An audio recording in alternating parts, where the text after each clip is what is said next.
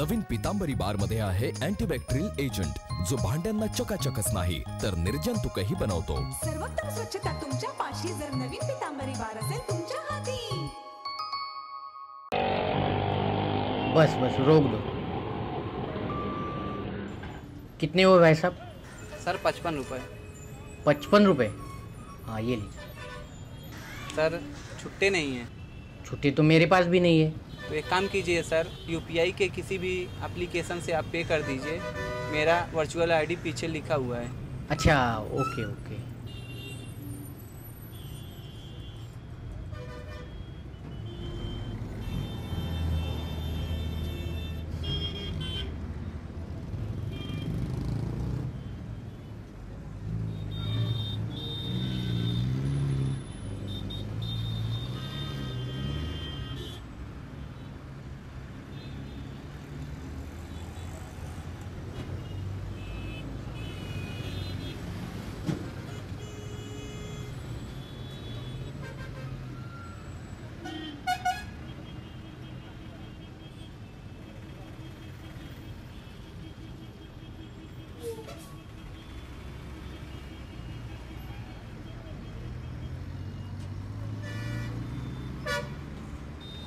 हम UPI को support करते हैं। मेरा देश मेरा देश मेरा देश मेरा देश बदल रहा है, आगे बढ़ रहा है। बॅरॉन मेन्स स्टुडिओचा लग्नसराई धमाका 50% महासेल। किती? 50% महासेल। हो, कुठल्याही कपड्यांवर चक्क 50% ऑफ। बॅरॉन मेन्स स्टुडिओ ठाणेकरांच्या सेवेत पुन्हा एकदा नव्या रूपात नव्या रंगात अधिक व्हरायटी आणि तत्पर सेवेसह Baron men's studio ethnic men's वेअरचे भव्य showroom. Blazer suits, sherwani, Jodhpuri, Indo western, kurta suits, formal, party wear, shirts आणि ट्राउझर्सचे भव्य दुमजली शोरूम। बॅरॉन मेन्स स्टुडिओ पुरुषांच्या खरेदीचा एक वेगळा अनुभव। चला तर मग वाट कसली बघताय, सहभागी हो बॅरॉनच्या 50% महासेल मध्ये। बॅरॉन मेन्स स्टुडिओ आमंत्रण हॉटेल जवळ, जिल्हा परिषदेसमोर, स्टेशन रोड, ठाणे। दूरध्वनी 02225304837। बॅरॉन मेन्स स्टुडिओ। घराचं स्वप्न साकारणारी माणसं हावरे बिल्डर्स अशी एक टॅगलाईन, अशा प्रकारची एक ओळख हावरे बिल्डर्सची आहे। आणि या हावरे बिल्डर्सचे चेअरमन CMD श्री सुरेश हावरे यांनी सर्वसामान्य मराठी माणसांनी व्यवसायाकडे वळावं या दृष्टिकोनातून कार्य सुरू केलेलं आहे। नेमकं त्यांचं धोरण काय आहे, नेमके त्यांचे विचार काय आहेत हे जाणून घेण्यासाठी आता आपल्याबरोबर आहेत स्वतः श्री सुरेश हावरे। सर, तुमच्या ऑफिसमध्ये तुमचं स्वागत। धन्यवाद। आता मराठी माणसाने उद्योगात यावं, तरुणांनी उद्योगात यावं या दृष्टिकोनातून तुम्ही कार्य करत आहात, सगळीकडे फिरत आहात, व्याख्यानं देत आहात, काय सांगाल? मी नेहमी असं म्हणतो की ग्राहकांचा विश्वास हाच आमचा श्वास आहे आणि ग्राहकांनी विश्वास टाकलेला आहे। ग्राहकांचा जो विश्वास आहे हा काही शब्दावरती तो टाकत नाही। It is not promise based, it is performance based. आणि हा 1-2 वर्षातला नाही, की गेल्या 25-30 वर्षातला हा परफॉर्मन्स आहे आणि त्याच्यामध्ये कन्सिस्टन्सी राहिलेली आहे। दुसरा, आज तरुण जो दिसतो आहे तो बेरोजगारी, गरिबी त्याच्यात पेचलेला जो दिसतो आहे। तर माझं प्रत्येकाला सांगणं असं आहे की आता नोकऱ्यांचा काळ राहिलेला नाही आहे। नोकऱ्यांच्या मागे धावून तुमच्या हाती काही लागणार नाही। त्याच्यामुळे don't be job seekers, be job giver. तो उद्योग करायला पैसा लागत नाही, उद्योग हा दुसऱ्यांच्या पैशावरच करायचा असतो आणि तो करता येतो। माझ्या शोमधली जी उदाहरणं मी दाखवलेली आहेत ती अशीच सगळी आहेत। 2 कम्युनिटीजचं उदाहरण मी नेहमी देतो। एक पारसी कम्युनिटी आणि दुसरी सिंधी कम्युनिटी। सिंधी कम्युनिटी त्याचे लोक ते सगळे सिंधमधून आलेत, काही परिस्थितीने त्यांना तिथून निघून यायला लागलं। जेव्हा आले त्यांच्याकडे काही नव्हतं आणि आज एके सिंधी मला नोकरी करताना दाखवा किंवा दारोदारी नोकरीसाठी फिरताना दाखवा, नाही दिसत नाही. आज त्यांनी माया मिळवलेली आहे, उद्योग केलेले आहेत, सगळे उद्योगात आहेत. यांच्याकडे पैसा तर नव्हता, यांच्याकडे होतं काय तर त्यांच्याकडे बिझनेस माइंड होतं, बिझनेस ॲटिट्यूड होता. बिझनेस करायला पैसा लागत नाही, बिझनेस ॲटिट्यूड लागतं. एक्झॅक्टली, मला तेच विचारायचं होतं. बिझनेस ॲटिट्यूड हा ही जी संकल्पना आहे, तुम्ही नेहमी हा शब्द बोलत होता, बिझनेस ॲटिट्यूड, त्याविषयी सांगा. बिझनेस ॲटिट्यूड असा आहे की त्याच्यामध्ये एक रिस्क घेण्याची तयारी असली पाहिजे.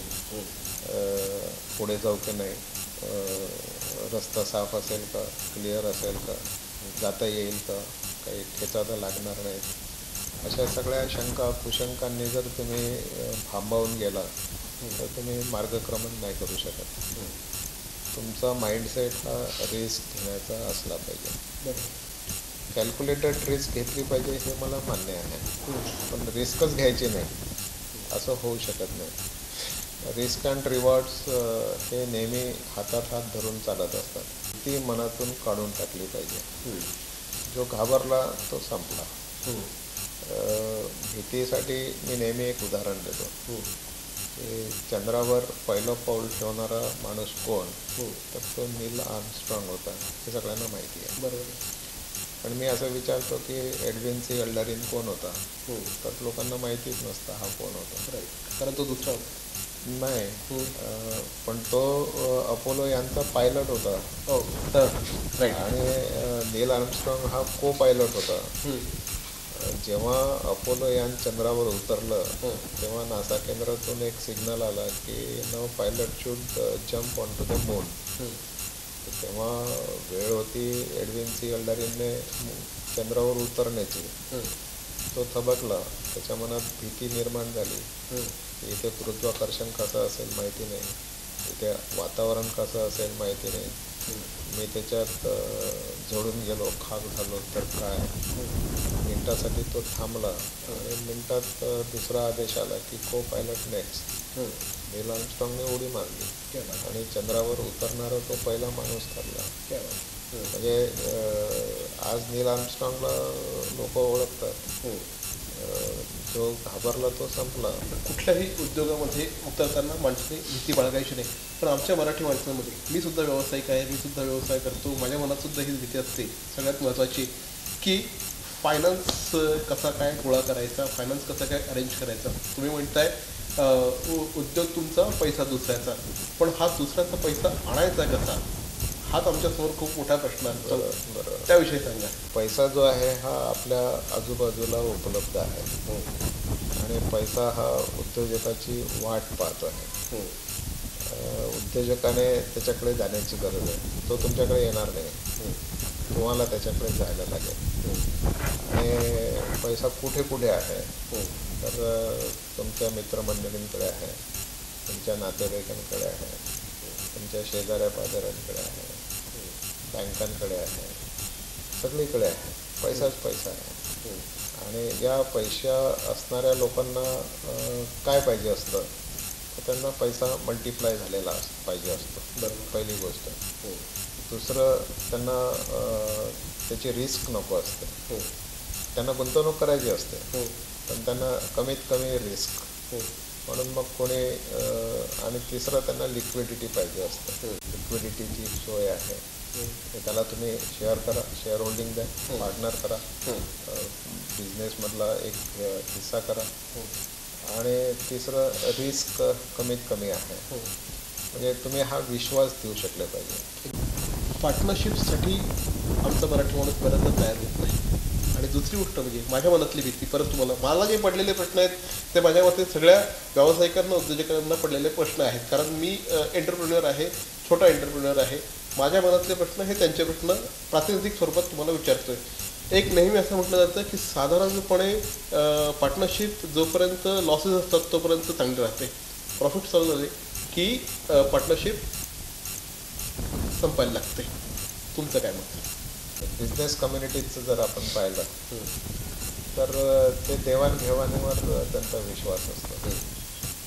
तो माणूस काय म्हणतो की ज्या गोष्टीला पैसे लागत नाहीत ती गोष्ट मी कधीही करायला तयार आहे. बरोबर. साहब मुझे माफ़ कर देना, मेरे से गलती हो गई. लगे तो दो लगा दो, लगे तो पीठ पे मारो, लेकिन पेट पे मत मारो. गोड बोलून तो तुमच्याकडून पैसे काढून घेऊन जाणार. पार्टनरशिप तिकडे टिकतात, आपल्याकडे टिकत नाहीत. तिकडे टिकण्याचं कारण काय, ते देऊन घेऊन मोकळे करून आपल्याला भांडणं नको आहे, आपल्याला डिस्प्यूट नको आहे. तू 2 घे, मी 2 घेतो, मी कमी घेतो, तू जास्त घे, असं करून ते मिटवतात. डिस्प्यूट कुठे होतात? डिस्प्यूट हे पैशाच्यामुळे होत नाहीत. डिस्प्यूट हे प्रॉफिट लॉसमुळे होत नाहीत. डिस्प्यूट हे नेहमी इगोमुळे होतात. बरोबर. मला अनेकदा विचारतात की महाभारतातल्या युद्धाचं कारण काय. म्हणजे property was not the reason for the dispute. Property नव्हती असा परिस्थिती नव्हती. प्रॉपर्टी दिली असती तर यांच्याकडून खूप गेली असती, 5 गावं गेले असते तर काही झालं असतं, अशी परिस्थिती. इगो होतं. पण रिझन काय होतं? इगो. म्हणजे बिझनेस माइंड, बिझनेस ॲटिट्यूड हा एकदा जर ठेवला तर मग त्याच्यात इगो बसत नाही, इगो काढायला लागेल. तुम्ही आता इगोविषयी बोलता. अगेन लोकांचं एक असतं की साधारणपणे अरे मी कशाला तुझ्याशी बोलायला जाऊ, त्याला गरज असेल तो येईल माझ्याकडे. हा एक साधारणपणे आपल्या तो आपला परत हे मोडेल पण वागणार नाही. आणि मग ह्या सगळ्यामध्ये नेटवर्किंगचा किती फायदा होतो की एक काही हे जे आता बरेचसे सॅटर्डे क्लब झाला, BNI झाले, अशा प्रकारचे नेटवर्किंग संस्था तयार झालेल्या आहेत ज्यांच्यामधनं बिझनेस एकमेकांना द्यावा अशा प्रकारचे काही या संस्था कार्य करत असतात. यांच्यामध्ये जाणं, यांच्यामध्ये पार्टिसिपेट होणं याचा कितपत फायदा होऊ शकतो? तर नेटवर्किंग ही सगळ्यात महत्त्वाची पायरी आहे बिझनेसमधली. म्हणजे नेहमी बिझनेस जो ग्रो होतो तो नेटवर्किंगमध्येच ग्रो होतो. बरोबर. विदाऊट नेटवर्किंग तुम्ही बिझनेस ग्रो करू शकत नाही. बिझनेसमध्ये कोणती अडचण आली तर तुम्हाला सगळ्यात पहिलं सोल्युशन कुठे मिळते तर रिलेशनमध्ये मिळते, नेटवर्किंगमध्ये मिळते. त्याच्यामुळे networking is a heart of business असं माझं एक मत आहे. मराठी माणूस हा एका सर्टन लेवलला येऊन बिझनेसमध्ये थांबून जातो. म्हणजे ज्याला म्हणतात ना कंटेंट ॲटिट्यूड तिथे तयार होतो, समाधानी वृत्ती तयार होते की बस. पण याचं अनेकदा बघितलं गेलेलं आहे की सेकंड जनरेशन ही बिझनेसमध्ये आलेली नसते, येऊ इच्छित नसते.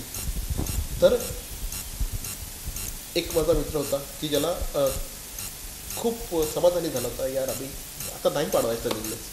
पण अचानक त्याच्या मुलांनी त्याच्या बिझनेसमध्ये इंटरेस्ट दाखवला आणि तो स्वतः जीव ओतून नंतर बिझनेस करायला लागला. सेकंड जनरेशन बिझनेसमध्ये आणण्यासाठी काय झालं पाहिजे? तर एक महत्त्वाची बाब अशी असते की आपल्या येणाऱ्या पिढीवर पहिल्या पिढीचा विश्वास असला पाहिजे, जो फार कमी असतो. म्हणजे मी नाव घेऊन सांगायला हरकत नाही, राम बोगडेंना हा प्रश्न विचारला तर तुम्ही तुमच्या पिढ्यांमधलं संवाद, कम्युनिकेशन, रिलेशन कसं ठेवता? ते म्हणाले की आम्ही काउन्सिलर नेमलेला आहे. तो काउन्सिलर माझ्या वडिलांनाही काउन्सिलिंग करतो, मलाही काउन्सिलिंग करतो आणि मुलांनाही काउन्सिलिंग करतो. त्याच्या माध्यमातून आम्हाला मुलांच्या मनात काय चालू आहे, वडिलांच्या मनात काय चालू आहे हे कळतं. ते म्हणाले माझ्या वडिलांनी मला जेव्हा बिझनेस दिला होता तेव्हा ते नेहमी मला म्हणायचे की अरे तुला पैशाची काही किंमत आहे की नाही, तू किती खर्च करतो, उधळ्यासारखा खर्च करतो. पण मी माझ्या मुलाला बिझनेस दिला, मी माझ्या मुलाला म्हणत होतो की अरे तुला काही पैशाची किंमत आहे की नाही, तू आता उधळ्यासारखं किती खर्च करतो. म्हणजे सायकोलॉजी, ॲटिट्यूड पिढ्यानपिढ्या तोच असतो. बिझनेस करणारी जी माणसं असतात ती वेगळी असतात, म्हणजे बदलत असतात. बरोबर. पण सायकोलॉजी काही बदलत नाही. पिढ्यांमध्ये अंतर जरी निर्माण झालं तरी ते तसंच असतं. पण हे काउन्सिलिंग करणे ही चांगली, म्हणजे सगळ्यात चांगली मला आयडिया आवडली की तिन्ही पिढ्यांचं काउन्सिलिंग करणे आणि लॉंग टर्म ॲटिट्यूड ठेवला पाहिजे. म्हणजे आता मी जेव्हा ॲलन सोलीच्या दुकानात जातो, 1736 पासून हे दुकान आहे असं जेव्हा मला समजतं तर मी विचार करतो 1736 आज 2016 चालू आहे, म्हणजे 450-500 वर्ष झालेले आहेत. कसा काय उद्योग चालतो यांचा? तर बिझनेस माइंड, बिझनेस ॲटिट्यूड परत हा त्याच्यात आला पाहिजे. आणि मला संध्याकाळच्या जेवणाची सोय करायची आहे म्हणून मी बिझनेस करायचा आहे हा ॲटिट्यूड नको आहे. मला उद्योजक का व्हायचं आहे तर मला म्हणजे लाखोचा पोशिंदा व्हायचा आहे हा ॲटिट्यूड असला पाहिजे. म्हणजे लाखांना रोजगार देणारा मी झालो पाहिजे. म्हणजे मी क्रिएटर झालो पाहिजे. काहीतरी क्रियाशीलता माझ्यात असली पाहिजे म्हणजे उद्योजक आहे, म्हणजे बिझनेसमॅन आहे, म्हणजे बिझनेस माइंड आहे. तर हा ॲटिट्यूड असला पाहिजे आणि हा ॲटिट्यूड पर्क्युलेट झाला पाहिजे जनरेशन्स टुगेदर. नॉट म्हणजे फोकस पुढे असला पाहिजे की पैशावर फोकस ठेवून जर तुम्ही गेले तर मग पैशामध्ये लॉस प्रॉफिट याच्यात तुम्ही बघत राहता. म्हणजे even Wien it is a loss you should continue your business. That is also a business.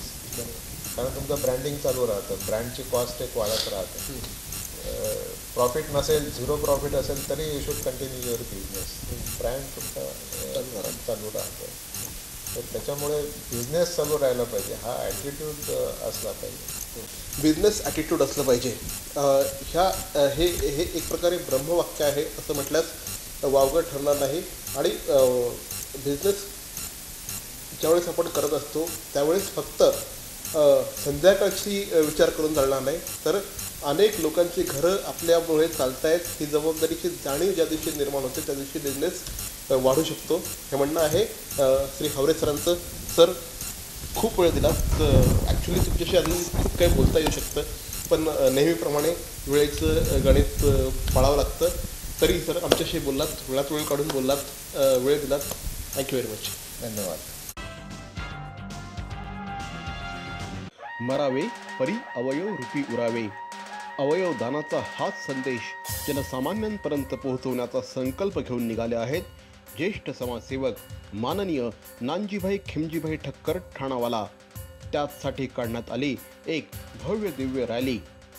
अवयव दानासाठी सुरू आहेत ठिकठिकाणी जनजागृती सभा. लक्षात ठेवा, आपला अवयव दानाचा संकल्प वाचवू शकतो कुणाचे तरी प्राण, दूर करू शकतो कुणाचं तरी अपंगत्व अगदी कायमचं, फुलवू शकतो अनेकांच्या संसारात सुखाचे बगीचे. अवयवदानाच्या या महायज्ञात सहभागी व्हा.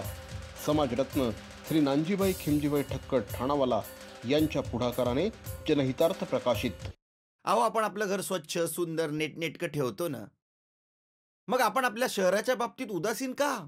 आपलं शहर स्वच्छ सुंदर आणि नीटनेटकं ठेवणं ही आपली जबाबदारी आहे, हो ना?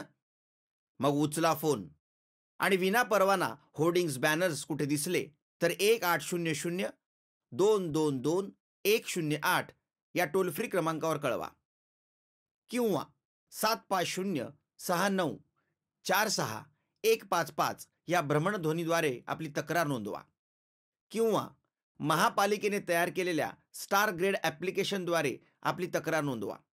त्याची दखल त्वरित घेतली जाईल. लक्षात घ्या, आपला छोटासा सहभाग आपलं शहर स्वच्छ सुंदर आणि नेटनेटकं बनवू शकतो.